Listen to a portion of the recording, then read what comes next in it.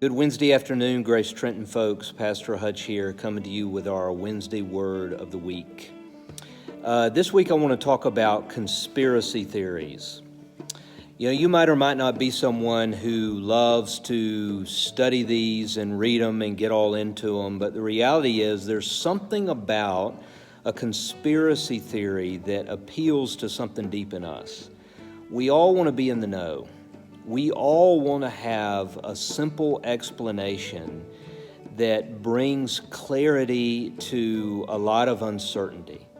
So when we find ourselves walking through something as uncertain as a global pandemic, and there's so much that we do not know, it just creates a breeding ground for conspiracy theories. And we see no shortage of that, even in the church. I mean, there's always been this impulse in the church to want to have religious conspiracy theories. We often do that with the book of Revelation. We want to find some way in which the book of Revelation is this secret map to discover all the things that are about to happen. But the reality is that whenever we get embroiled in conspiracy theory as believers, we undermine our witness in the world.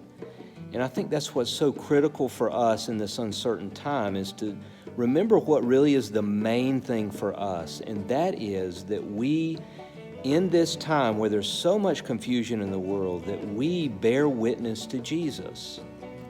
We believe, as followers of Christ, that Jesus is on his throne, that he is the King, that he's reigning over all things, and that he is bringing his kingdom in all of its fullness, and one day it will fill the earth. That is what we believe.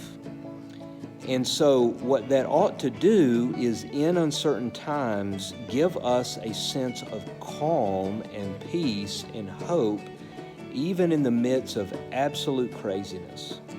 What our world most needs from us is for us to be present, to be a people of hope, to be a people who are not anxious in the midst of all of the craziness. When everybody is freaking out, we have got to keep our heads. And that's what's most important for us as we walk through this time. So let me just give you one suggestion of how to maintain this non-anxious presence in the midst of chaos. And it's just this: limit the amount of news and reading you do on all of this craziness going on. Limit the amount of social media that you expose yourself to. Instead, replace it with reading God's Word, which we can be confident is always trustworthy. That's my encouragement to us, that in this time we might be a people of calm and hope and peace in the midst of chaos. Good to be with you.